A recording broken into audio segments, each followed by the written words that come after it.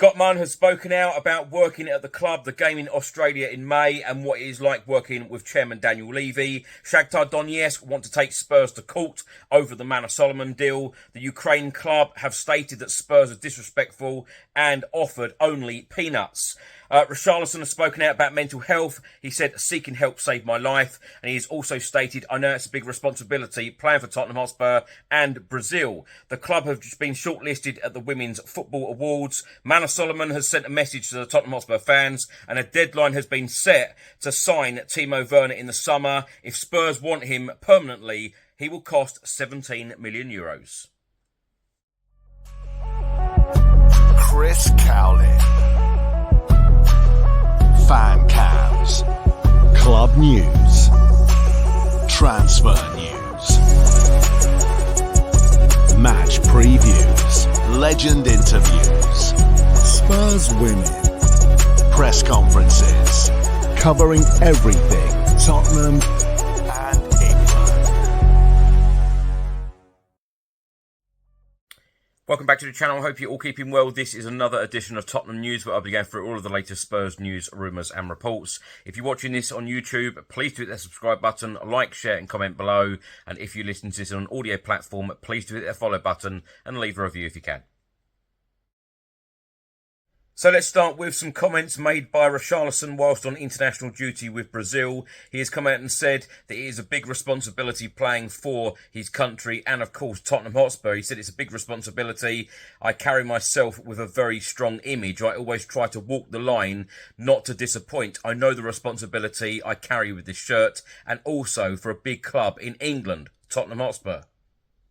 Richarlison has also spoken out about talking about his issues to his therapist and said, as a national team player with an active voice, I tell people to seek help because it saved my life. I was already at rock bottom. It is very important for the national team to have a psychologist to help the athletes.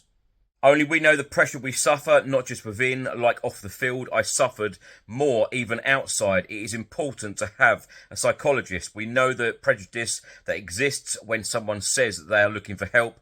I myself had it, but I don't have it anymore.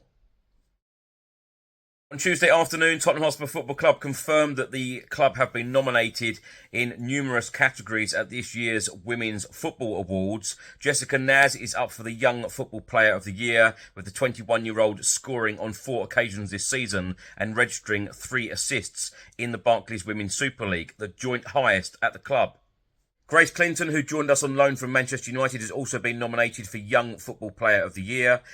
We have also been shortlisted for the Best Club of the Year award, while our Girls Elite programme is up for the Equality, Diversity and Inclusion Award to recognise a business or organisation that is going above and beyond to promote women's football and create lasting and positive impact. Donna Cullen, our Executive Director, has been shortlisted for the Off the Pitch Award, which will be presented to a hero that has shown dedication and passion for improving the beautiful game for women.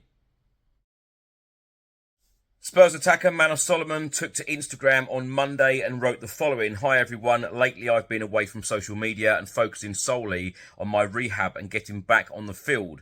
The last period has been the most difficult and frustrating in my career. In the past 5 months I've been working as hard as possible to get back doing what I love the most, but unfortunately I haven't fully recovered yet. At the same time, I'm full of motivation and will continue to do everything in order to be back stronger than ever to help my club and my country. Thank you for your support. See you guys soon.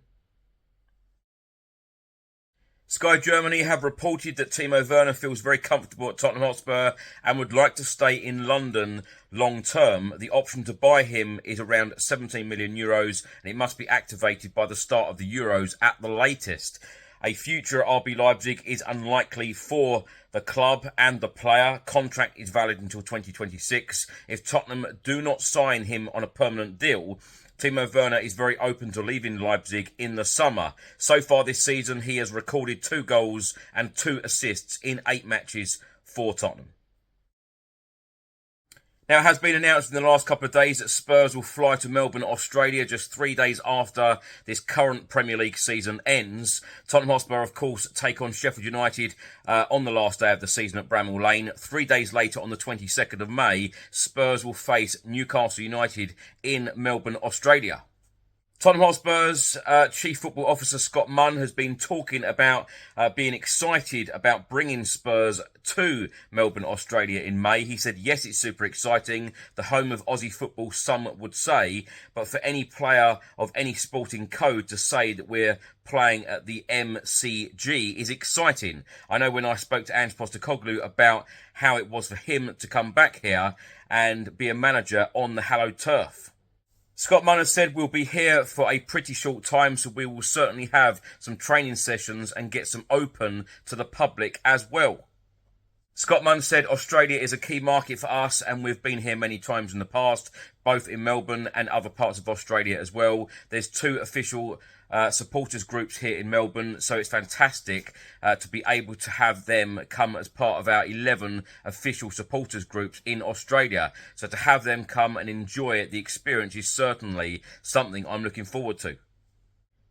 Scott Munn was asked by Opus Sports that what is your role at Tottenham? What does a chief football officer at Spurs do and what does it mean? He said, I look after everything that is to do with football operations. So whether it's a technical element through Johan Lang, who is our technical director, or women's football, or the academy led by Simon Davis, through to operations of the training centre. Then for us, it's about competing at every level. This year, we're continuing to change and improve. Hopefully, we'll see ourselves finish as high as we possibly can. Scott Munn was also asked the question, what is it like working with Tottenham Hotspur chairman Daniel Levy? He said he is incredibly invested in the club, personally and professionally, and I don't think one person has a greater single focus on success for the club than him, and I feel absolutely privileged to be working with him, and the support he gives me and the entire football team is unconditional. I just hope we're able to repay the faith he has put in us. Scott Munn was also asked what he thinks the biggest challenge is that lies ahead for Spurs next season. Scott Munn said every window we have an opportunity to improve the team and change the team. We've had 2 now and I think that we've brought in some players who have continued to improve the team. Another window gives us another opportunity to do that, and also it is another pre-season together.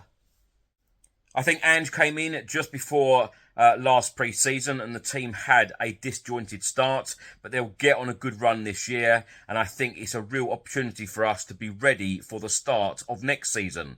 Clearly, our focus now is this season and finishing as high as possible.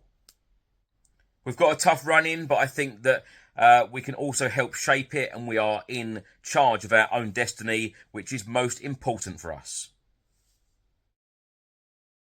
Now, a report has just come out from ESPN, and they are stating that Shakhtar Donetsk chief executive Sergei Palkin has accused Tottenham of disrespect in offering peanuts during negotiations for winger Manor Solomon, and threatened to take the club to court if a resolution is not found soon.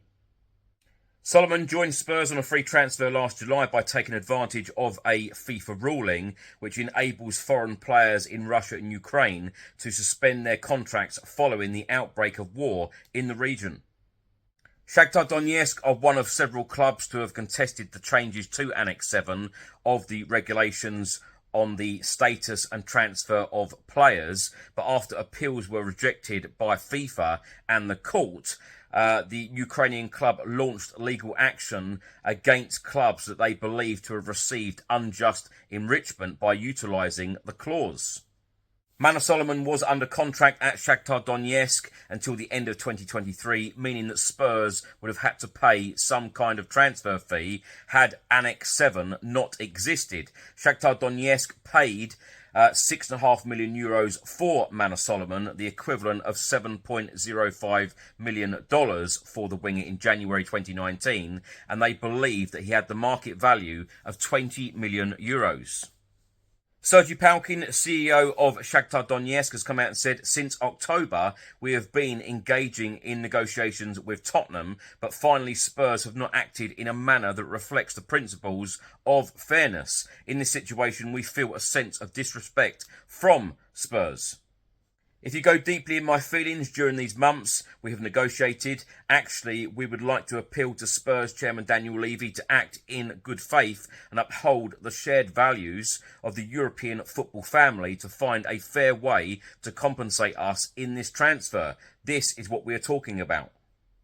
Now back to the report from ESPN. They are stating negotiations were taking place between Sergi Palkin and Rebecca Capelhorn, Tottenham's Director of Football Administration and Governance, with Tottenham offering to pay 10% of any sell-on fee should Manor Solomon leave the club.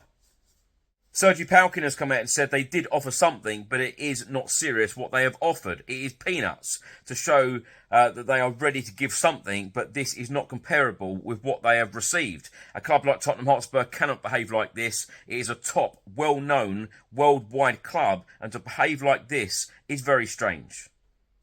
We negotiated with them for many months. We have respected them, and we didn't ask, to be honest, for some kind of huge amount. We didn't even ask for money. We said, okay, give us a sell-on fee for the future. When you receive a player free, and this player is worth 20 million euros, the transfer market always undervalues players. It means something. It means we developed and invested in this player. You should respect our work. If we say we are one football family, and after that you receive a player for free and you don't pay attention to our side, it is not fair. For me, 20%, 30% would be a fair value. In this situation, it would be fair value. Sergi Palkin then went on to say, we are going to have to bring legal action against Tottenham if needed. But in any case, why am I appealing to the chairman of Tottenham? This is because I believe he will give his hand and support us. We have war in this country, and they should pay attention to this. When the war started in our country, the whole demographic world supported us. I am appealing for this kind of moral to help us. But in any case, in our argument with FIFA, yes, we lost in CAS, and it is difficult to fight against the system. But in any case, we believe if clubs receive something for free, it is unjust enrichment. Sergi Palkin then went on to say, we will go to court and do our best to get some kind of compensation because we invest a lot of money into our players and it is not possible to have this kind of situation. We need to share our problems and get help from clubs. If FIFA and the ECA say we are one football family, we should be a family and not like this. Now, in the report from ESPN, it states a Tottenham spokesperson said, we made a donation to Shakhtar Donetsk's foundation following the friendly last summer, and we continue to discuss the situation with them, but not via the press. Italian journalist and transfer expert Fabrizio Romano has just stated, I see Tottenham signing an important midfielder in the summer, a really important one. I think that they want to add something special in that position. Now, my thoughts and comments on everything in this episode. Let's start by talking about Timo Werner. Of course, the club could sign Timo Werner on a permanent deal for around £15 million, 17 million euros. It is all depending on whether Ange Postecoglou believes that he can get the very best out of Timo Werner going forward for next season, or indeed put our money elsewhere and sign other players. Of course, we all know Timo Werner is a versatile player that can play through the middle, on the left or on the right. He's done okay so far, in my opinion. I think that Ange probably can get more out of him, but it does depend again on what are the transfer budgets.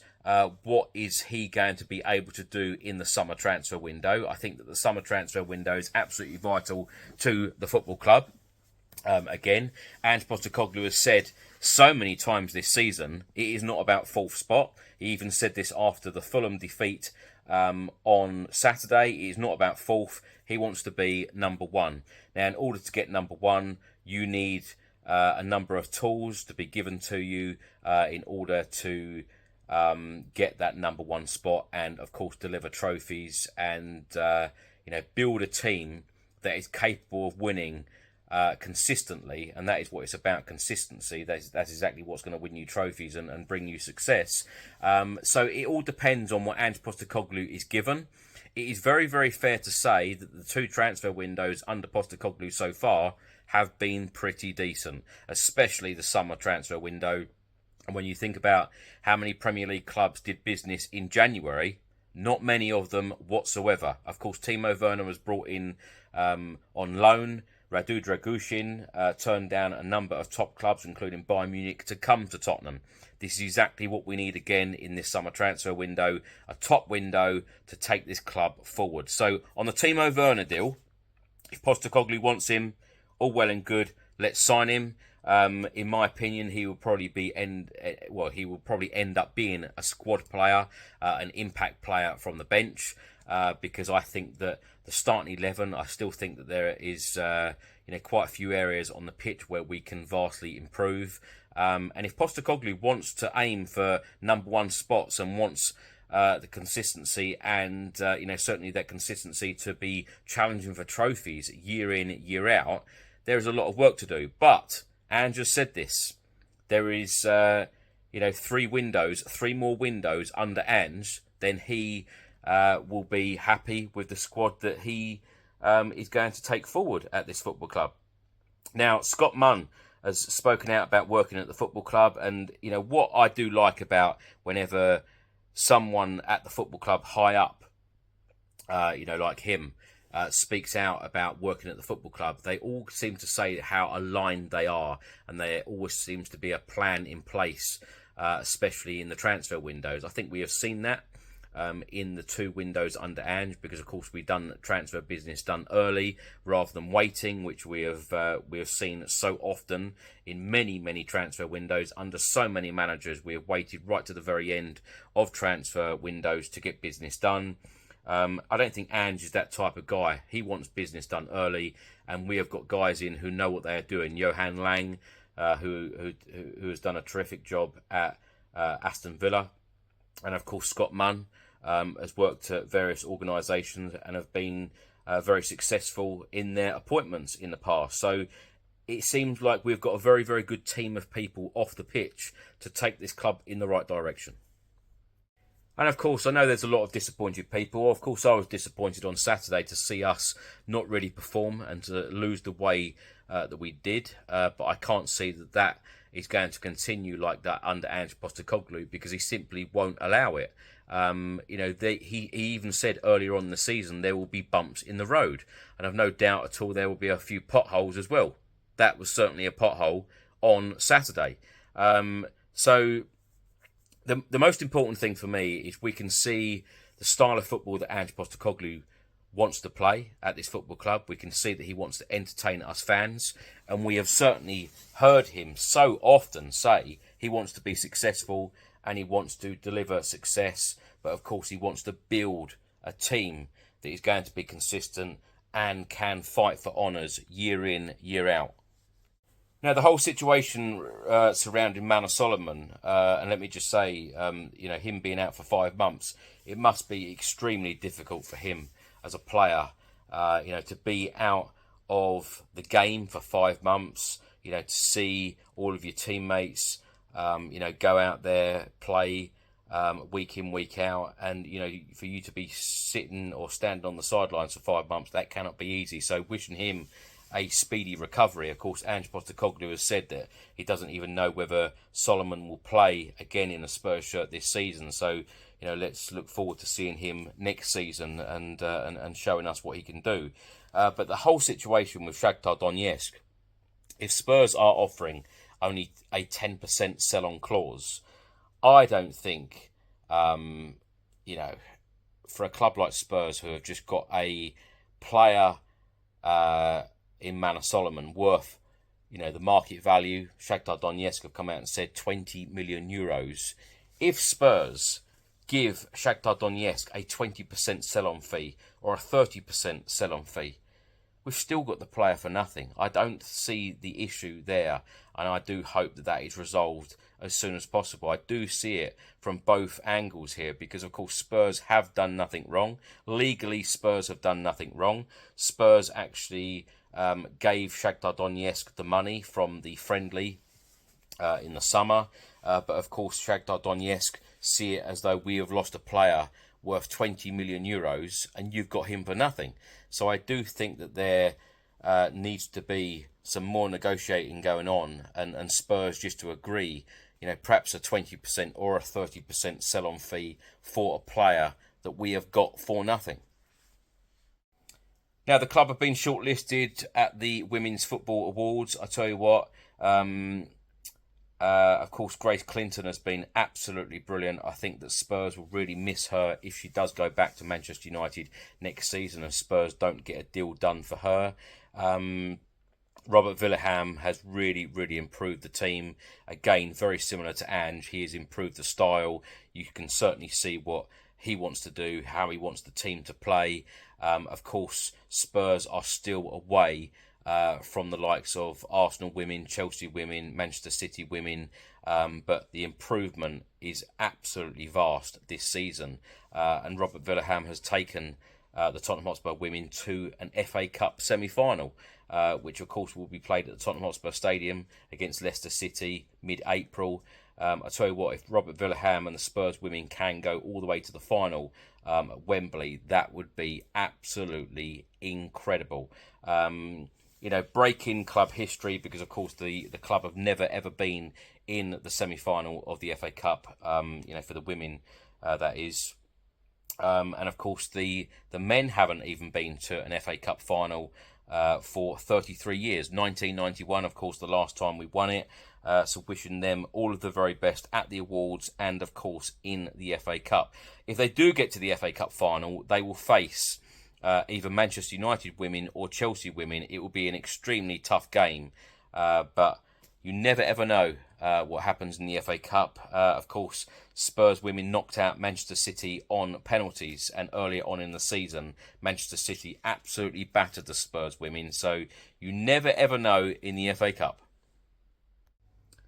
Now, lastly, I just wanted to comment on the game in Australia. Of course, the friendly against Newcastle will take place in Melbourne, Australia on the 22nd of May, just 3 days after we finish our Premier League campaign away at Sheffield United. Let me just say that I do find it a bit strange, only 3 days after the Premier League season ends. Of course, it is a commercial venture. Of course, the club, is getting the name out there. They've got a lot of Australian fans. I know because, of course, this channel has gained a lot of Australian subscribers. So many thanks to you guys who currently watch and listen from Australia. It is a strange one because I'm not sure what squad members will actually be available to go to this game. When you think that a lot of these players are going to the Euros and are playing for their countries, they will certainly be worried about injuries. Flying from Sheffield straight to Melbourne, Australia, 3 days after, playing 3 days after, I might add, they'll probably be flying out the Sunday night or even the Monday morning. It is going to be absolutely shattering for them. I know a lot of people are asking me, because, I don't miss a game. I go to all the friendlies. I go to the league games, the cup games and so on, home and away. And a lot of people are asking me whether I'm going. Looking even at the flights, I wouldn't be arriving if I did go until Tuesday evening. The game is Wednesday evening. And of course, Scott Munn has spoken out about having training sessions. I think it's going to be absolutely shattering for the team. But it is going to be interesting to see what players actually go. James Maddison, for instance. Is James Maddison going to be going to this game when he will want to be going to the Euros in Germany with England? I think a lot of players will be worried about their fitness. I think a lot of players will be worried about getting injured in games like this. Of course, the Newcastle squad will be in exactly the same position. But as a commercial venture for the club, it is probably going to be very successful. I just think it's a bit of a strange one. Thanks for watching and thanks for listening. I hope you enjoyed it. If you're watching this on YouTube, please do hit that subscribe button, like, share and comment below. And if you listen to this on an audio platform, please do hit that follow button and leave a review if you can. Enjoy the rest of your week. I'll see you on the next one. Until then, come on you Spurs.